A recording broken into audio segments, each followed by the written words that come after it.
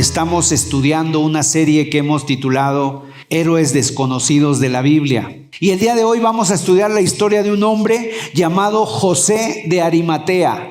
Este es un personaje, la verdad, precioso que aparece en la Escritura. Quizás algunos conocen, quizás algunos han oído alguna ocasión hablar de él, pero tal vez para algunos es un desconocido. ¿Quién es esta persona? ¿Quién es este personaje? Su historia aparece en los 4 evangelios y en cada uno de ellos se menciona a este personaje, José de Arimatea. Hoy vamos a leer a la luz del evangelio de Marcos y el evangelio de Juan. Vamos a leer 2 pasajes de la Escritura donde se nos habla acerca de este personaje llamado José de Arimatea. Vamos a estarlos leyendo. Marcos capítulo 15, versículo 42.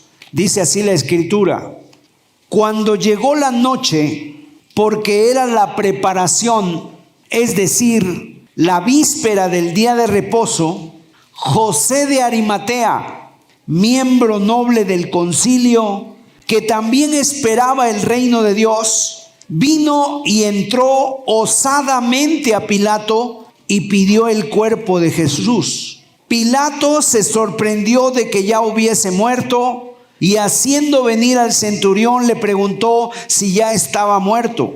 E informado por el centurión dio el cuerpo a José, el cual compró una sábana y quitándolo, lo envolvió en la sábana y lo puso en un sepulcro que estaba cavado en una peña, e hizo rodar una piedra a la entrada del sepulcro. Aquí vemos que son los momentos posteriores a la muerte del Señor Jesús. El Señor Jesús ha sido crucificado. El Señor Jesús ha estado colgado ahí desde las 9 de la mañana hasta las 3 de la tarde, 3 horas en la cruz colgado, y a las 3 de la tarde el Señor muere. Y entonces, como se acercaba el día de reposo, el Shabbat judío, para los judíos el Shabbat no empieza el sábado, sino que empieza desde el viernes al caer la tarde. Cuando se empieza a poner el sol, entonces empieza el Shabbat.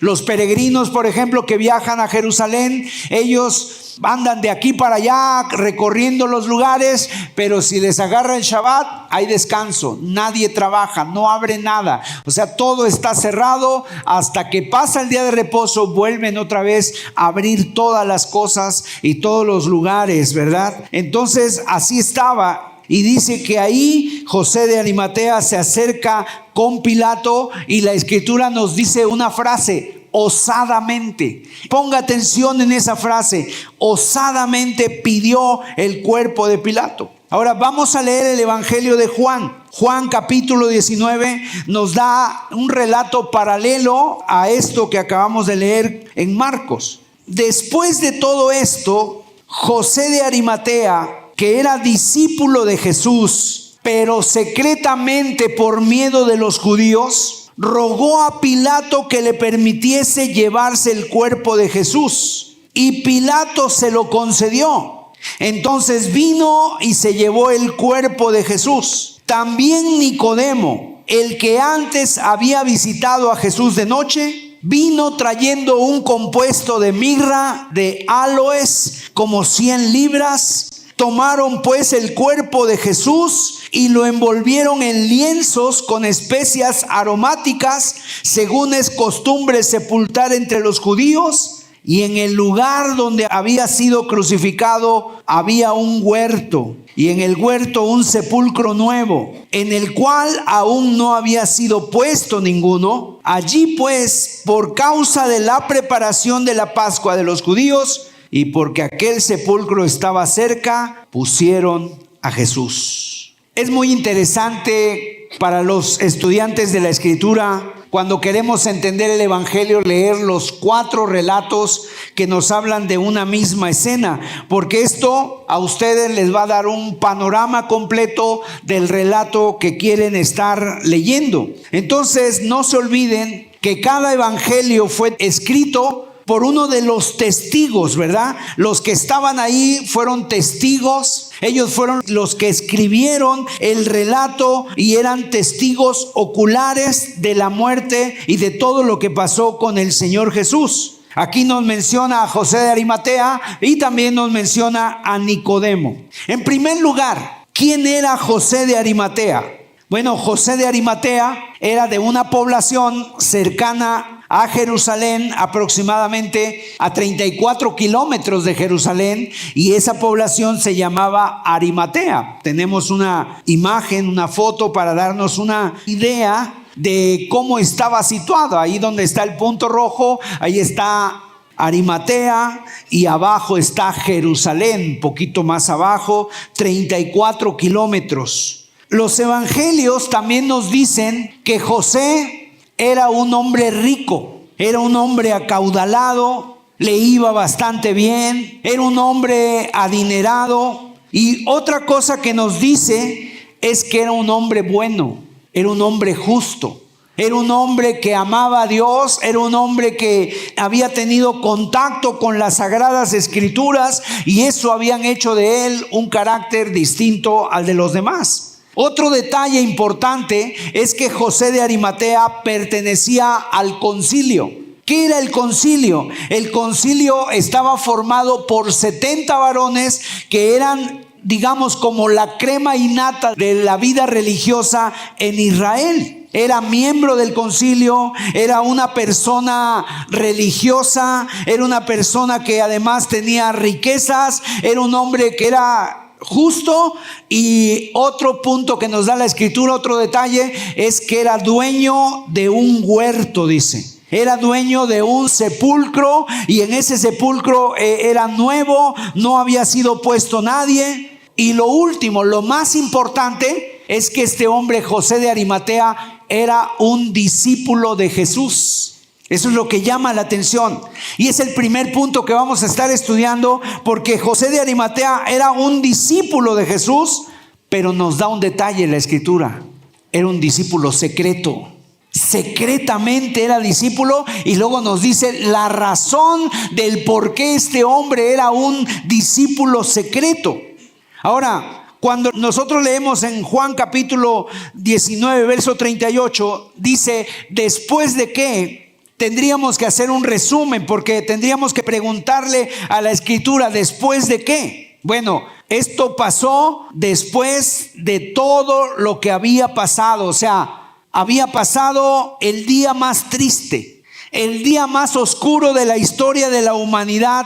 El viernes, cuando Jesús fue crucificado, Jesús fue prendido la noche anterior del día jueves, juzgado durante toda la noche. 3 juicios fueron llevados a cabo en Jesús, y en esos 3 juicios fueron falsos. Obviamente hubo testigos falsos comprados que estuvieron diciendo que a Jesús lo habían escuchado decir cosas que nunca dijo, que Jesús hizo cosas que nunca realmente llevó a cabo, y lo acusaban falsamente. Entonces Jesús fue condenado a la muerte en la mañana, muy temprano fue condenado a la muerte, y a las 9 de la mañana fue crucificado. El día viernes por la mañana sacaron a Jesús del pretorio y lo llevaron cargando su cruz hasta el monte que se llama de la Calavera. Y a las 12 del mediodía, de 12 a 3 de la tarde, comenzó la agonía del Señor Jesús. Ahí fue donde el Señor Jesús dice varias oraciones: tengo sed. Dice varias oraciones: madre, mujer, he ahí tu madre, mujer, he ahí tu hijo, hijo, he ahí tu madre, le dice a María. O sea, varias expresiones que se oyen de Jesús en esa agonía. Y también la otra que dice: Padre mío, ¿por qué me has abandonado? Y una más: Señor, perdónales porque no saben lo que hacen. Fueron las palabras que se escucharon de Jesús. Al Señor Jesús literalmente le arrancaron la barba. Todos los que pasaban por ahí, dice que meneaban la cabeza, así como diciendo, pues, ¿qué habrá hecho este hombre? ¿No eres tú el que resucitaste a Lázaro? ¿Por qué no te bajas de la cruz? Eres un sinvergüenza. Y algunos le escupían, otros le maldecían. Oye, a muchos has sanado, ¿no eres tú el Mesías? Pues bájate de la cruz para que todo el mundo te vea. Y se burlaban de él. Los soldados se burlaron y fíjate, estaban ahí al lado de la cruz de Jesús, los soldados jugando a los dados a ver quién se ganaba una prenda, una ropa del Señor Jesús. Los religiosos también se burlaban. Ellos estaban diciendo, sí, ya por fin terminamos con el problema, porque Jesús para los religiosos fue un problema. Porque les estaba quitando adeptos. La religión de los judíos se vaciaba y la multitud de los que seguían a Jesús era mucha. Entonces ellos tenían que hacer algo. ¿Y cuál fue? Llevar a la muerte con engaños, con mentiras al Señor Jesús. Entonces dice, después de esto, después de lo que sucedió, así que el Hijo de Dios, que vino para amar, que vino para servir, que vino para salvar, fue asesinado. Y esa es la gran contrariedad, ¿verdad? El que vino a salvar a la humanidad fue muerto por la humanidad. Ahí en la cruz se quedó. Su rostro estaba desfigurado. Nadie podía reconocerlo. Le habían dado tantos golpes que ni siquiera se podía identificar su rostro. Tenía sangre, tenía amoratados los ojos, tenía rotos seguramente los labios. O sea, le habían partido la cara literalmente. Y qué decir de su cuerpo, estaba destrozado. Y por eso los evangelios narran. Ahora, los evangelios en este punto quieren enfatizar que había un hombre ahí que era un discípulo de Jesús y que era José de Arimatea. Los 4 evangelios dicen que era un discípulo de Jesús. Dice también que esperaba el reino de Dios, pues era un discípulo, pero también dicen que era un discípulo secreto. Y ahorita vamos a ver ese tema, porque esto es lo que llama la atención. Había un discípulo secreto. ¿Qué quiere decir un discípulo secreto? Más o menos para que tú vayas entendiendo la historia. Mira, un discípulo de Jesús, es importante decirlo, que un discípulo de Jesús es aquel que sigue las ordenanzas de Jesús, que escucha las palabras de Jesús y que obedece a su maestro de una forma incondicional.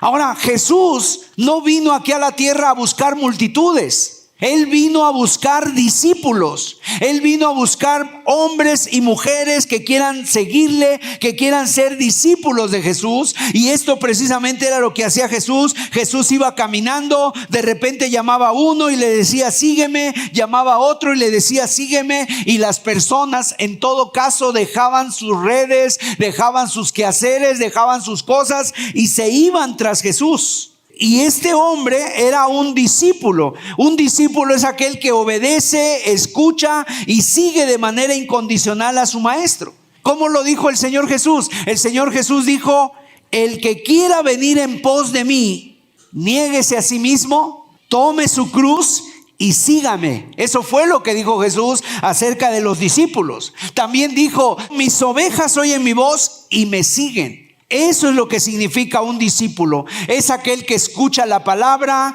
aquel que obedece. Porque sabes, hay mucha gente el día de hoy que sabe lo que tiene que hacer y no lo hace. Aún en las iglesias hay personas que vienen a las iglesias, van a las iglesias, se congregan, pero nunca han obedecido a Jesús. Han escuchado las palabras de Jesús, han oído lo que Jesús les dice, les ha quedado muy claro, pero no lo han seguido, no lo obedecen. El discípulo es aquel que escucha y obedece y sigue de manera incondicional. O sea, lo que me pidas, Señor, te doy. Lo que tú quieras que yo haga, yo lo haré. Y si me pides mi corazón, Señor, aquí lo tienes. Aquí está mi vida. Si me pides esta relación que yo tengo, que es una relación inmoral, es una relación que no va de acuerdo a tus leyes, te la entrego. Señor, tu proyecto para mi vida va a ser el tuyo. Yo quiero ser tu discípulo.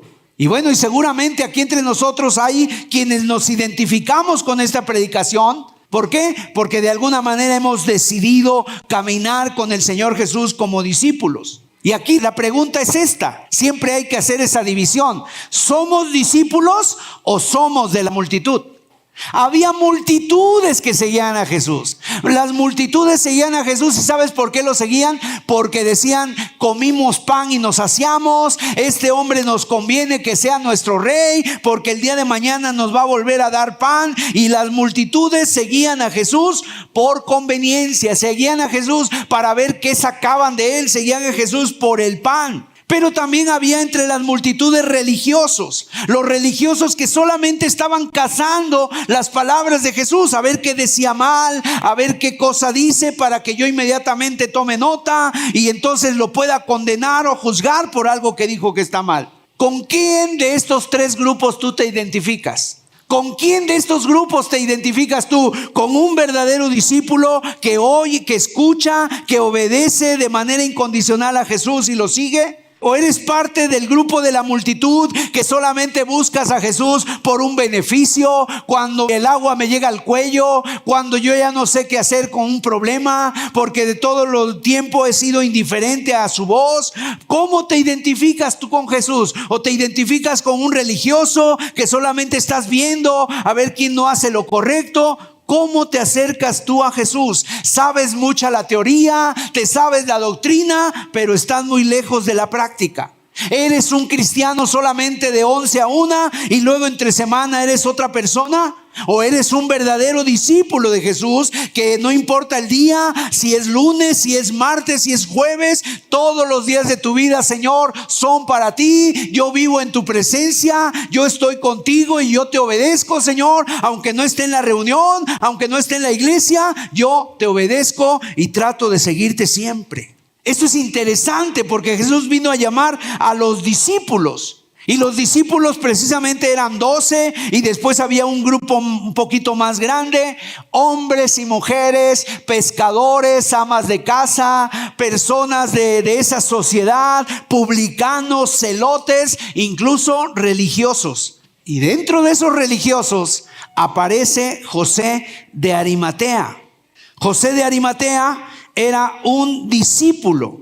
Y este personaje aparece junto con otro hombre llamado Nicodemo. Y eran ambos personas muy importantes dentro de la religiosidad judía, y el Señor los había llamado. Ellos creyeron en el Mesías, ellos creyeron en el Evangelio. Ahora, la pregunta es: ¿por qué José de Arimatea no aparece antes en el Evangelio? ¿Por qué nunca se menciona de él como de Nicodemo, sino que se menciona esta única vez la que hemos leído? ¿Por qué se nos dice algo de José de Arimatea, que si lo buscó de noche o de día? No se sabe cuándo tuvo un encuentro con Jesús, no se sabe cuándo tuvo una plática. No se emocionó al escuchar el sermón del monte, no se emocionó al ver los milagros, no dice nada de eso la escritura. Pero vamos a ver el verso 38, volvamos a leerlo. Juan 19:38 dice: después de todo esto, José de Arimatea, que era discípulo de Jesús,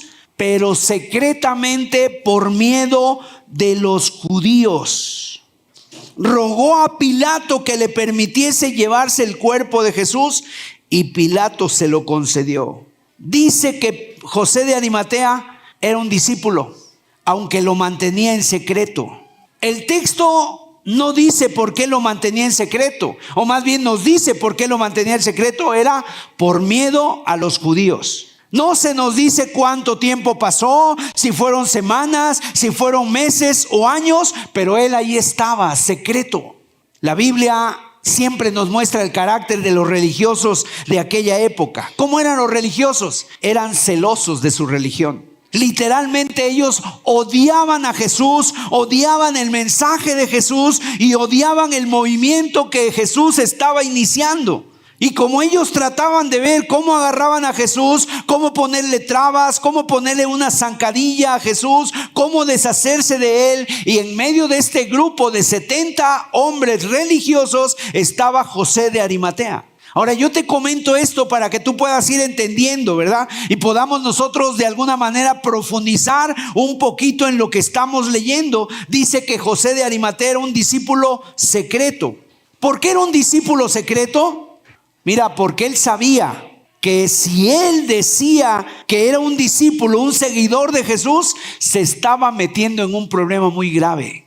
Él formaba parte del concilio. Estaba rodeado de las personas que más odiaban a Jesús. Y él escuchaba que querían acabar con Jesús. Seguramente en las pláticas que ellos hacían, a ver, se va a reunir el consejo, pronto necesitamos reunirnos, tenemos que hacer algo. Y la gente decía, ¿cómo le hacemos? Tenemos que acabar con Jesús. A ver, lluvia de ideas, díganos cómo. Pues yo creo que por este lado, yo creo que por este otro lado. Vamos a ponerle un 4, vamos a hacerle una trampa. Y estaba ahí todo escuchando. Él se enteraba de que estaban haciendo el plan. Y en lo más profundo de su corazón, este hombre se inclinaba por Jesús. Él seguramente allá a lo lejos se apartaba un poco de las pláticas que le parecían vanas a él, o sea, le parecían totalmente llenas de maldad. Él decía, pero ¿cómo van a hacer esto?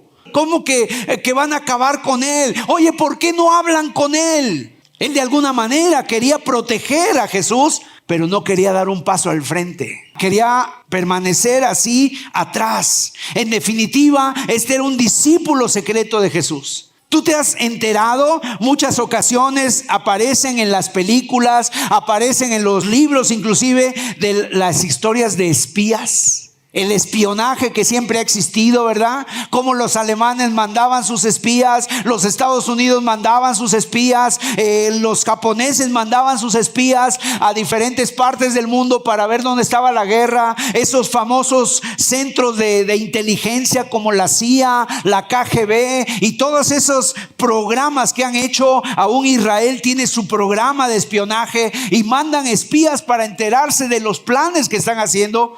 Sin embargo, tú sabes, ellos vienen, pueden vivir aquí en México, en algún país, hacerse como uno de tantos, trabajar en algún mercado, en alguna tienda y pasar desapercibidos. Nunca nadie se entera de que son espías. Hasta que ya después en una reunión que hacen ellos, ya después cuando se concentran, entonces dice, oye, tú también eras un espía. Sí, ay, tú también. O sea, hasta ese momento. Bueno, y yo pienso, y de veras eso me da tristeza, que a veces en las iglesias puede que también aquí tengamos esta reunión y aquí estemos cantando, aquí estemos escuchando la palabra de Dios, aquí estemos hablando de las cosas de Dios, pero cuando llega el lunes, el martes, el miércoles, salgamos a nuestras actividades y todos vivamos como espías. Nadie sabe quiénes somos. A nadie le decimos que somos cristianos. No nos atrevemos a dar un paso al frente. En la escuela, en el trabajo. Oye, ¿tú eres religioso? Oye, ¿tú conoces de Dios? Oye, no, yo bueno, a veces acompaño a mi mamá. A veces como que mi primo trae esas ondas. Y entonces somos espías, vivimos como tales. Y así vivía este hombre llamado José de Arimatea. Era un discípulo secreto. Y él sabía que si revelaba su identidad, iba a perder muchísimas cosas. Como lo saben también muchas personas, ¿verdad? Si él hubiera dicho en ese momento, en medio de todos los religiosos, a ver, discúlpeme, permítame un momento, yo creo en él también. ¿Qué hubieran hecho los religiosos? Yo creo que Jesús es el Hijo de Dios, el Mesías prometido. ¿Sabes qué le hubiera pasado? Yo no sé qué tenían los religiosos, pero ellos tenían un atuendo religioso. Y yo no sé si en el atuendo de esos religiosos siempre había piedras. Siempre traían piedras. Hubieran agarrado piedras y hubieran apedreado a José de Arimatea. Una de las cosas que llevaban en los bolsillos era esa, a ver, te apedreo. Pasaba un leproso y lo apedreaban. Veían una persona y no te me acerques, le hagan una piedra, un perro y le aventaban una piedra. O sea, increíble. Si José hubiera dicho, yo también he creído, lo hubieran apedreado. Hubiera perdido su influencia, hubiera perdido su poder, hubiera perdido el dinero, la fama, el prestigio que tenía en ese grupo. Hubiera sido insultado, se habrían burlado de él, le habrían dicho 1000 cosas. En definitiva, él prefirió guardar silencio. Si yo digo que soy cristiano, voy a sufrir, se van a burlar de mí, me voy a comprometer. Eso me compromete a que me van a poner en la mirilla, me van a poner en el ojo del huracán y todos van a estar poniendo su mirada en mí para ver cómo me comporto. Eso es lo que muchas veces no queremos. No, yo digo que no soy cristiano, ¿Por qué? Porque sabes que si lo dices te comprometes y sabes que eso te va a traer burla, a lo mejor afrenta, pero tú dices: yo no quiero sufrir, yo mejor sonrío, yo saludo, que parezca que todo va bien, con todos me camuflo, ¿verdad? Me pongo del lado de los que sean, si hay que tomarse una copa me la tomo, si hay que decir un chiste o reírse de un chiste me río, si hay que ir al baile y bailar, me sacan a bailar, pues bailo, pero yo no voy a quedar mal. Que quede mal Jesús, que quede mal el evangelio, que quede mal el cristianismo, pero yo no. Además, soy secreto. ¿De qué grupo eres? ¿De la KGB, la CIA? O sea, todos los que estamos aquí en esta iglesia tenemos que irnos a la raíz de las cosas, no a la conducta. Porque esa era la conducta que él tenía. Y muchas veces esto te puede identificar a lo mejor. Y dice: hermano Sergio, ya no sigas. O sea, pero ¿cuál es la raíz que había en el corazón de José de Arimatea? Nos los dice la palabra de Dios. La raíz era el temor a los hombres. Por temor a los hombres, y en este caso, incluso a que le quitaran la vida, por temor a los hombres, guardó silencio. Y ese es uno de los énfasis que yo quiero compartir en este estudio. Yo quiero que tú anotes, de veras, si tú tienes la costumbre de anotar, anótalo en tu celular, abre un blog de notas, escríbelo en tu brazo, no sé dónde. No podemos ser discípulos secretos de Jesús. No se puede ser un discípulo secreto de Jesús. Es incompatible, no se puede. Si tú y yo no revelamos nuestra identidad, y por cierto, muchas veces tenemos oportunidades de que la gente sepa quiénes somos y preferimos guardar silencio. ¿Sabes por qué hacemos todas esas cosas? Por temor a los hombres. Cuando tú y yo no compartimos nuestra fe con las personas, ¿sabes por qué es? Por temor a los hombres. Las preguntas que pudieran ser convenientes para nosotros en esta mañana: ¿saben tus compañeros en la escuela que eres cristiano? ¿Tus compañeros de trabajo saben que tú eres un discípulo de Jesús? No me conteste, ni tampoco te le quedes viendo a nadie, contéstalo tú. ¿Tus amigos, tus vecinos saben que tú crees, que tú amas y sirves a Jesús? ¿La gente que te rodea lo sabe? Bueno, sí, hermano, yo en mi estado pongo un texto favorito de la Biblia cada semana. Yo traigo tatuado aquí el nombre de Jesús. No, mis amados, el Señor Jesús nos habla de testificar con nuestra vida, con nuestros labios, con nuestro corazón. Ahora, no estoy diciendo que alguien ponga un versículo en su estado, en sus redes sociales, esté mal, no. Porque a veces se nos hace más fácil evangelizar a través del estado que llegar con alguien, mirarle a los ojos y compartirle el evangelio, y además estarle dando testimonio cada día en el trabajo a esa persona. Así que estas preguntas tienen la intención de descubrir, que tú descubras, no Dios, porque Dios ya lo sabe, sino que tú mismo descubras si tú eres un discípulo secreto. ¿Desde cuándo no hablas de Cristo a una persona?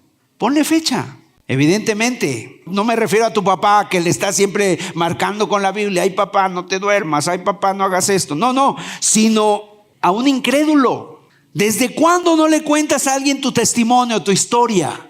Mira, yo creo que muchas cosas nos pueden hacer dudar a nosotros. Alguien viene y te puede hacer dudar hasta de la Biblia, pero de una experiencia personal que tú has tenido, ¿quién te puede hacer dudar? Porque eso es algo personal, eso es algo que lo viviste tú, y eso nadie te lo puede quitar. Como dijo aquel ciego, ¿verdad? Yo solamente sé una cosa, que antes era ciego y ahora veo. Contar tu testimonio es una herramienta muy poderosa para dar a conocer el mensaje del evangelio. Una pregunta más: ¿cuándo fue la última vez que invitaste a alguien a la iglesia? Alguien va a decir: ¿a poco a la iglesia se invita, hermano? Esa es la intención, ¿verdad? De que nosotros podamos dar algunas series. Por eso esta serie que estamos dando es para que tú puedas invitar personas y les puedas decir: mira, estamos viendo una serie, estamos viendo acerca de personajes muy interesantes.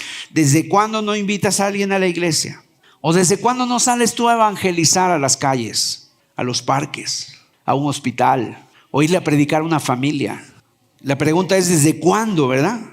O sea, muchas veces, mis amados, Tenemos un concepto de que hay que hacer una campaña de evangelismo, pero realmente hay un mandamiento que es ir y predicar el evangelio, y ese mandamiento es para todo cristiano. Todo cristiano nacido de nuevo, todo hijo de Dios tiene que ir a predicar el evangelio. Estamos obligados, tenemos el mandamiento, pero además es un gozo, es una bendición el poder compartir tu fe con los tuyos, el poder hablar de aquel que te hizo libre de la amargura, de la esclavitud, de la tristeza, de los pecados de todo tipo, que te pudo hacer libre a ti, lo puede hacer con él, con ese tío, con esa tía, con ese primo, con esa prima, con esa persona lejana, con ese compañero del trabajo que se está divorciando, con esa persona que está en depresión y que ha pensado en el suicidio, con ese hombre que tú lo ves que está ahí teniendo 2 mujeres, con esa persona que está viviendo en adulterio. Predícale el evangelio, compártele de la palabra de Dios.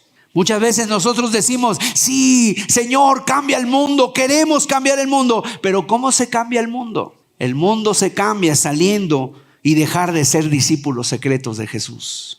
Mire, puede haber otras raíces, pero yo estoy convencido de que muchas veces no compartimos nuestra identidad, no damos un paso al frente, no nos exponemos, no nos comprometemos por el temor al hombre. El temor al hombre, hermanos. Y José de Arimatea, él era un discípulo secreto por temor a los hombres. Ahora, el temor, quiero decirte que el temor puede ser algo sabio, porque muchas veces el temor nos libra de la muerte, nos libra de los peligros, ¿verdad? Todos de alguna manera Dios ha puesto en nosotros algo ahí que nos da cierto temor cuando vemos el peligro. Cuidado con la gente que no tiene temor, porque se pone en riesgo él y pone en riesgo a todos. Un temerario, ¿no? Pero el temor puede ser algo vil si no nos permite confesar nuestra lealtad a Dios. Ser un discípulo secreto es también perder muchas de las buenas cosas de la vida. Y si perdemos esas cosas por temor a los hombres, qué triste historia podemos llegar a vivir, mis amados. Posiblemente José de Arimatea, en segundo lugar, haya sido un discípulo secreto porque tenía un carácter tímido. No lo sabemos, ¿verdad? Mucha gente así dice: no, hermano, es que yo soy muy tímido. ¿Yo qué voy a hablar? ¿Cómo que me voy a hacer notar si a mí me da pena que me saluden? Yo no quiero decir nunca nada. Y hay personas así. Yo nunca digo nada, yo nunca digo que soy cristiano, yo nunca digo que voy a la iglesia, nunca me comprometo con el Señor porque soy muy tímido, dicen algunas personas. Mira, quiero decirles que la timidez no es ninguna virtud. Y tanto como no nos permitan confesar al Señor Jesús, la verdad es que ese carácter no es bueno. Porque la Biblia dice que nosotros tenemos que luchar en contra de la timidez, tenemos que luchar en contra de la cobardía. Si alguien aquí dice: yo soy tímido y por eso no hablo del Señor, tienes que luchar contra eso. No es una buena cosa, no es una virtud. La timidez en ese caso hay que sacarla de raíz. No es una planta que haya que cultivar para que crezca. No, hay que sacarla.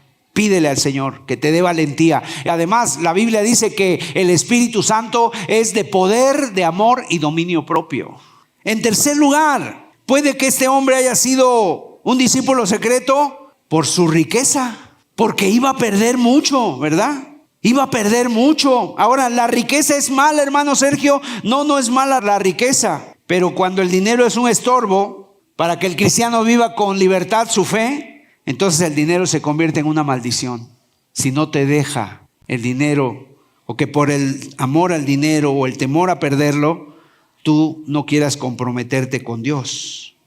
Hay cristianos que son tímidos, hay cristianos además que son...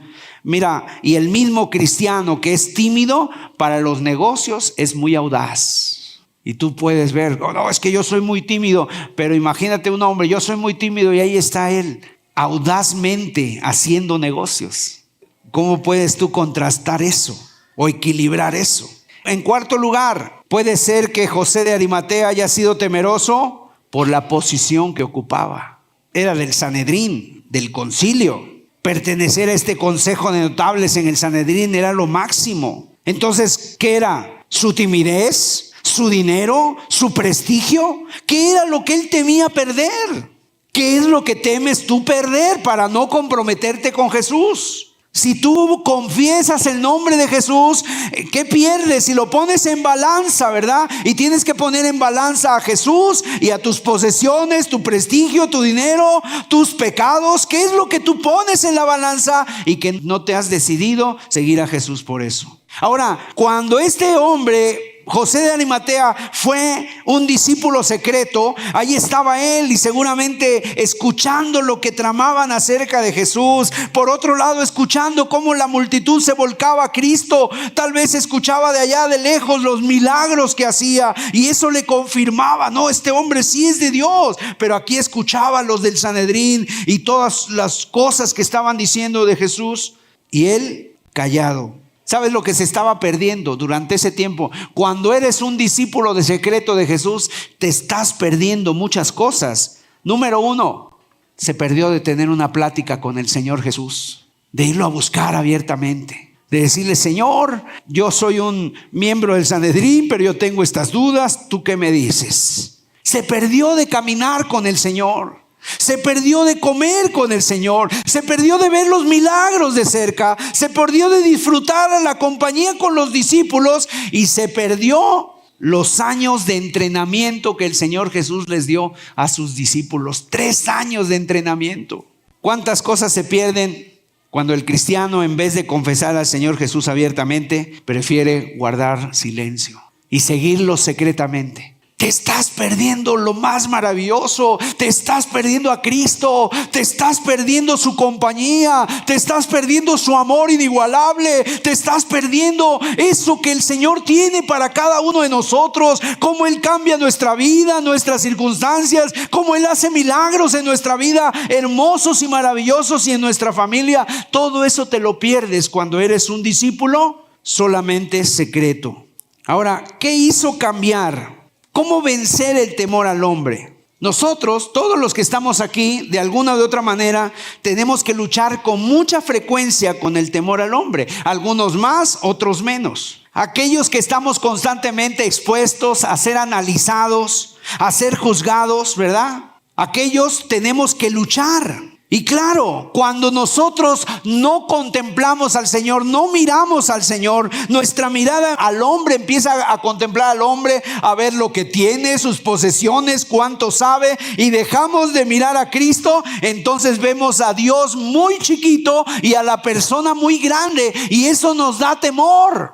¿Por qué? Porque el qué dirán, si me va a dar un like, si va a estar de acuerdo conmigo, si no va a contradecir. Y mira, a mí me puede pasar con la predicación y me ha pasado en ocasiones que de repente tengo que luchar, tengo que decir esto, lo digo, no sea que se vaya a ofender a alguien, y lucho y oro y le pido a Dios: Señor, dame la gracia para yo hablar de ti. Pero a ti te puede pasar con otras áreas de tu vida, hasta con el cuerpo. Es que como estoy, mira, tal vez si estuviera más delgado, más alto, si estuviera más bajito, yo no sé. Pero muchas veces te da miedo hablar en público por el qué van a decir. ¿Sabes cuál ha sido la causa del temor al hombre? Que has hecho al hombre muy grande y a Dios muy pequeño.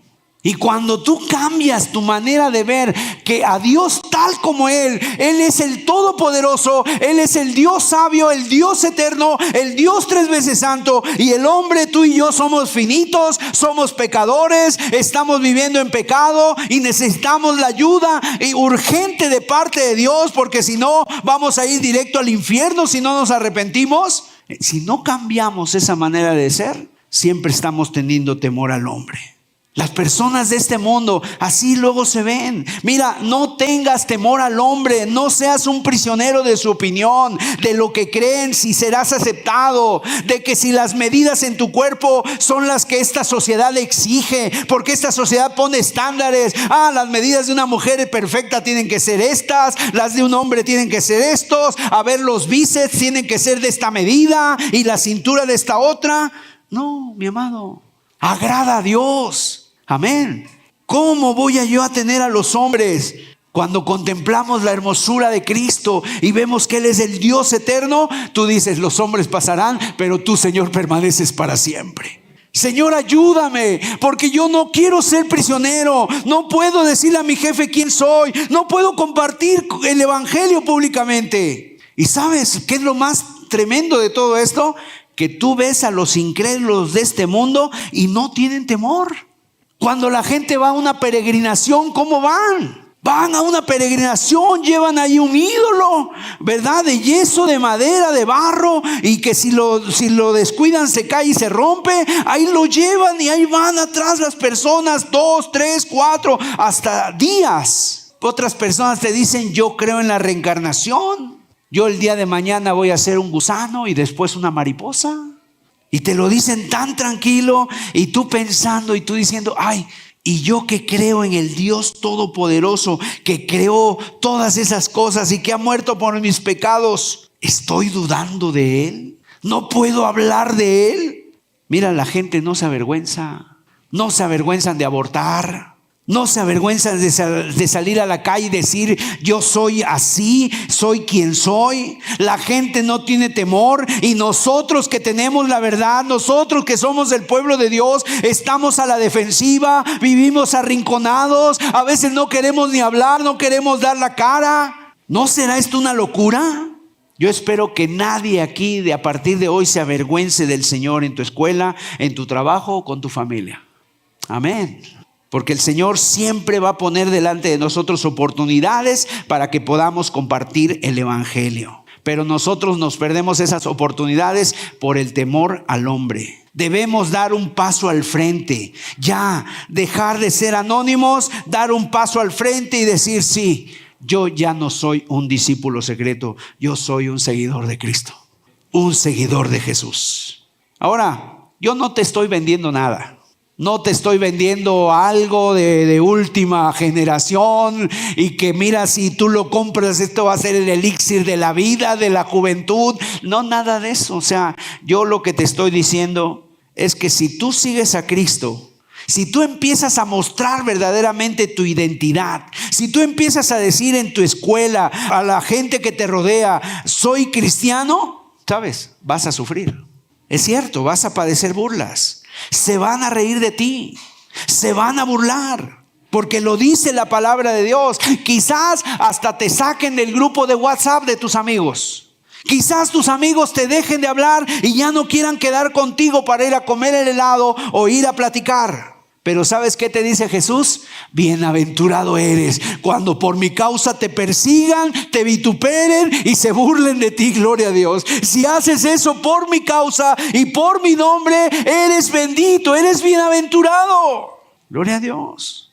Pero si tú no estás experimentando todavía eso, eres un discípulo secreto. Quiero decirte que el paquete del cristianismo incluye el sufrimiento. Y nosotros tenemos que recordar que después del sufrimiento, ese no es el fin. Nosotros estamos llamados a que después del sufrimiento vamos a disfrutar de honra, gloria e inmortalidad. Eso es lo que nos espera a aquellos que caminamos con el Señor Jesús y que estemos dispuestos a sufrir por su causa. Dice la Biblia, si sufrimos, también reinaremos.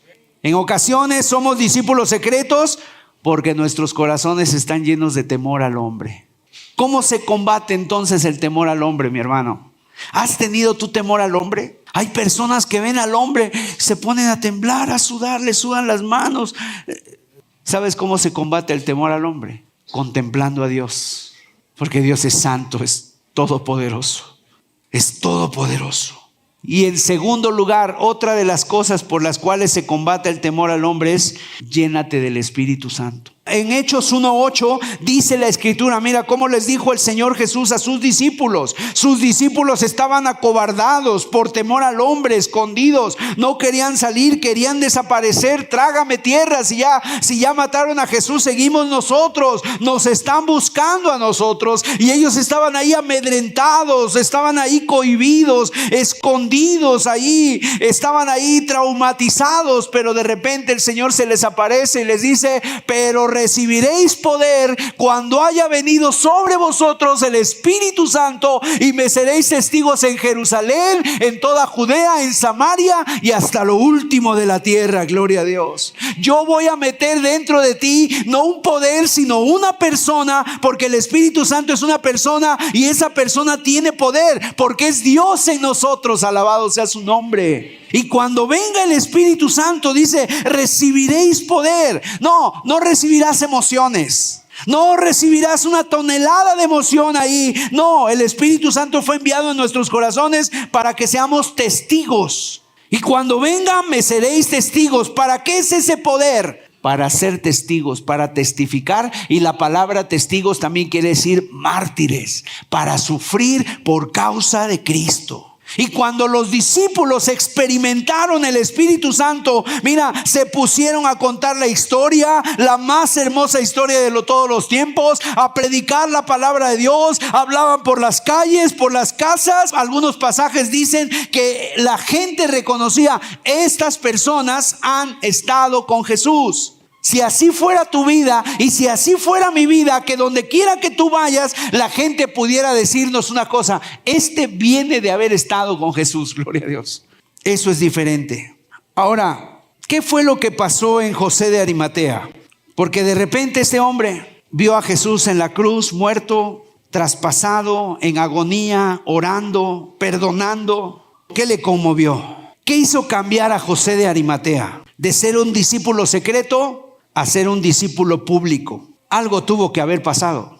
El juicio no lo hizo cambiar, porque en el Sanedrín allí estaba, él no lo defendió. Cuando el Señor fue abofeteado, imagínate, le daban de bofetadas al Señor Jesús, y José de Arimatea solamente se mordía los labios o apretaba su barba y decía: qué malos.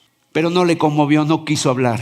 Cuando a Jesús lo llevaron a la cruz, cargando el madero, y le pusieron unos gruesos clavos en sus manos y en sus pies y la corona de espinas, y lo clavaron ahí, lo injuriaron. Y cuando Jesús clamó y dijo: Padre, perdónalos porque no saben lo que hacen, tampoco le conmovió. Cuando vio los milagros, tampoco le conmovió. ¿Sabes que el día que Jesús murió, el momento que Jesús murió, hubo milagros? Número 1, la tierra se tornó oscura como en tinieblas. Se oscureció como hubiera sido un eclipse. En segundo lugar, hubo un temblor de tierra, tembló, las piedras se partieron. En tercer lugar, hubo muertos que resucitaron y salieron de sus tumbas y los vieron por las calles de Jerusalén. Y en cuarto lugar, el velo del templo se rasgó en dos. El templo judío era el lugar era lo que separaba el lugar santo del lugar santísimo. Los sacerdotes solamente podían entrar al lugar santo, al lugar santísimo solamente una vez al año, el día del perdón. Pero precisamente el día que murió Jesús, esa tela gruesa, como la palma de una mano, no era cualquier telita, y además estaba pesada.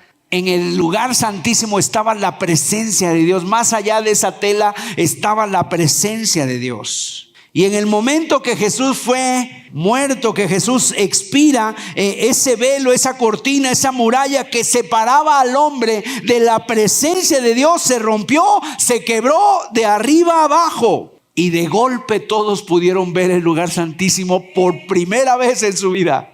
Debe de haber sido una noticia para salir en todos los canales de televisión, en primera plana.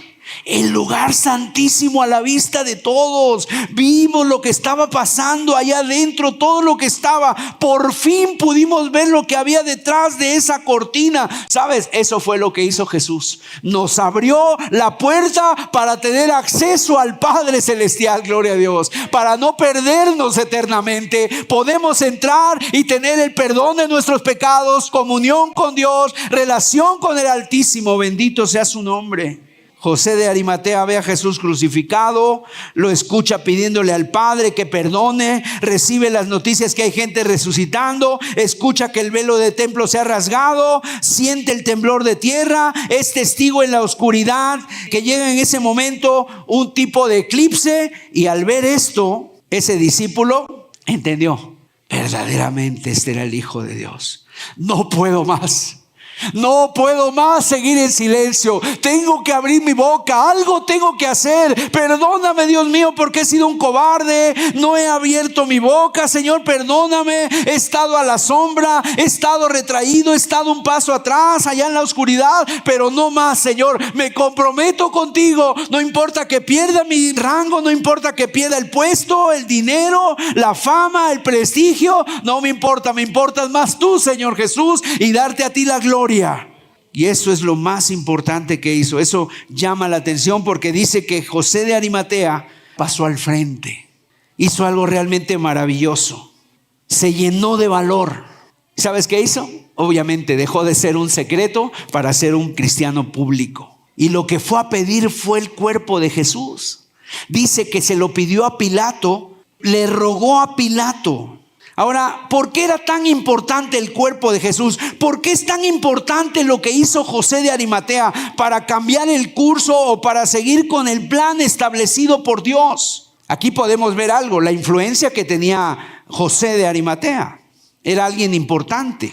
José de Arimatea va con Pilato. Pilato es el gobernador. O sea, a ver, cualquiera de nosotros vaya al gobernador, vaya aquí al alcalde de Tlalpan y dígale, quiero una cita contigo, a ver si te atiende. Dentro de 4 años te va a decir. Y obviamente ya no va a estar él. Porque este hombre no era rico solamente, era del concilio, era alguien importante. Le puedes decir al gobernador que lo que le quiero hablar es algo de 3 minutos, por favor. Y suben los soldados. Hay José de Arimatea, un hombre te busca. Dígale que pase. Y vemos la influencia de este hombre. Marcos lo demuestra, Marcos 15:43. José de Arimatea, miembro noble del concilio, que también esperaba el reino de Dios, vino y entró osadamente a Pilato. Fíjate cómo entró. Osadamente, atrevidamente, valientemente. Ya tú ves aquí a un hombre transformado. Ya no hay más temor al hombre. Ya no hay de pasar en la secreto. Ya no hay de que a mí que ni me vean. Sino aquí él llega libre. Ya es otro. Mucho tiempo callado, mucho tiempo a la sombra. Pero ahora dice, se acabó. Me presento delante de Pilato y le pido el cuerpo. Y otra versión dice, José de Arimatea con gran coraje.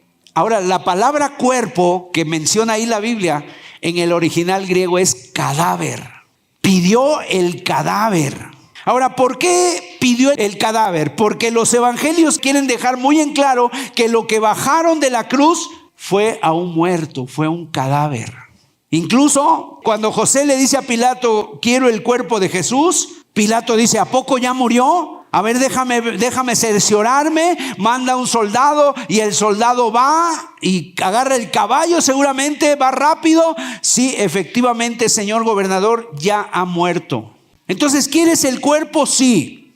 Viene el soldado, le confirma y le dice, ahí tienes tu cadáver, hagan con él lo que ustedes quieran. Porque la Biblia nos quiere mostrar esto realmente, que Jesús verdaderamente murió. Fue clínicamente muerto, declarado muerto, no había pulso en su cuerpo. José lo que se llevó fue el cadáver de Jesús.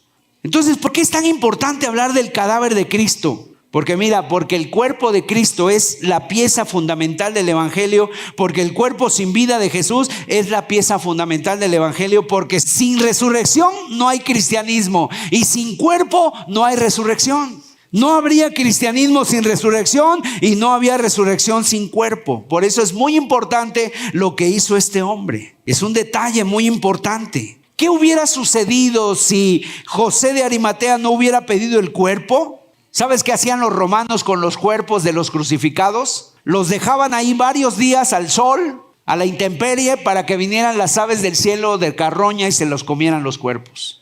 Y a los 3-4 días de tenerlos ahí en el sol, oliendo, ¿verdad? Apestando el cuerpo putrefacto, los bajaban y los echaban a la fosa común o a un basurero y ahí los quemaban. Eso hubiera pasado con el cuerpo de Jesús. Lo hubieran echado a la fosa común, hubieran bajado un cuerpo ahí totalmente despedazado, totalmente hecho pedazos por los restos de un cuerpo porque se lo hubieran comido las aves. Pero Dios estaba mirando desde el cielo cada detalle en su Hijo. Esto es algo impresionante, mis amados, de veras. Porque yo no sé si tú has pensado en esto. un padre ver con sus ojos sepultar a su propio hijo? Yo creo que es una de las pruebas más difíciles que un ser humano puede pasar, a menos que sea con la ayuda de Dios. El cuerpo de tu bebé, de tu hijo, de tu hija, lo meten dentro del ataúd, se lo llevan, no lo puedes abrazar nunca más. Y esta escena, el padre la estaba contemplando desde el cielo. ¿Qué sintió el padre entonces al ver a estos dos hombres, José de Arimatea y Nicodemo, cuando bajan el cuerpo con delicadeza? ¿Qué sintió Dios al ver la escena donde le habían quitado la vida a su hijo y cómo estos dos hombres lo bajaron delicadamente? ¿Te imaginas a José de Arimatea ahí quitándole la corona de espinas, haciendo fuerza para sacar sus manos de los clavos, sus pies de los clavos de los pies? ¿Cómo quedarían esos hombres al ver lo que la humanidad le había hecho? Y seguramente ellos estaban impactados diciendo, ¿cómo es posible? Y yo no hablé. Mira qué bonito, qué detalle hicieron. También Nicodemo, el que antes había visitado a Jesús de noche, vino trayendo un compuesto de mirra y áloes, como 100 libras. Tomaron pues el cuerpo de Jesús y lo envolvieron en lienzos con especias aromáticas, según es costumbre sepultar entre los judíos. Dice que José compró una sábana nueva, limpia. Pusieron a Jesús en esa sábana, le pusieron ungüentos. El cuerpo de Jesús no se echó a perder. El cuerpo de Jesús no se echó a perder porque se estaba cumpliendo la escritura en el Salmo 16 que dice, no permitirás que tu santo vea corrupción. Además, ellos no estaban en una carrera contra el tiempo, porque si Jesús murió a las 3 de la tarde, a las 4 más o menos le entregan el cuerpo, entre 4 y 5 tienen que estarlo bajando, porque a las 6 de la tarde, el sol ya poniéndose, empieza el Shabbat y nadie puede hacer nada. Entonces lo hubieran dejado hasta el domingo. Entonces tiene la presión, tiene una carrera contra el tiempo y lo ponen porque querían honrar y cuidar el cuerpo, pero también querían honrar el día de reposo. Así que lo introdujeron al sepulcro y dice la Biblia que el sepulcro era un sepulcro nuevo. Ahora, la tumba, fíjate qué importante es porque dice la escritura en Isaías 53:9, ¿a quién le pertenecía esa tumba? A José de Arimatea. ¿Qué tiene José de Arimatea que yo no tenga? Mucho dinero. Él tenía mucho dinero. Y como él tenía mucho dinero, esta persona se había hecho un sepulcro en una peña, en un huerto, en un jardín muy bonito. Él quería tener una muerte digna, ¿verdad? Un lugar muy exclusivo. Entonces él dijo, voy a pagar una gran suma de dinero para que metan mis huesos ahí. Isaías 53:9, y esto lo dice el profeta acerca de Jesús. Y se dispuso con los impíos su sepultura, mas con los ricos fue en su muerte. Aunque nunca hizo maldad ni hubo engaño en su boca. ¡Ja! ¡Qué hermoso!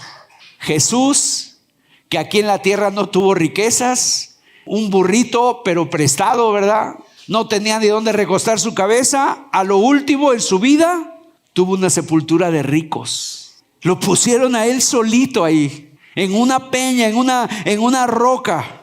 Gloria sea a Dios. Y ahí está el profeta Isaías escribiendo. Y está hablando de que iba a ser despreciado, de que iba a ser afectado, burlado y todo. Y de repente dice, mas con los ricos fue en su muerte. No entiendo nada, pero el Espíritu le dice, tú escríbelo. No tengo ni idea. Pero mira, ahí podemos conectar el Antiguo con el Nuevo Testamento porque todo se cumple. Y sabes, uniendo todos los puntos del Antiguo y del Nuevo, ¿sabes a quién vemos? A Jesús de Nazaret.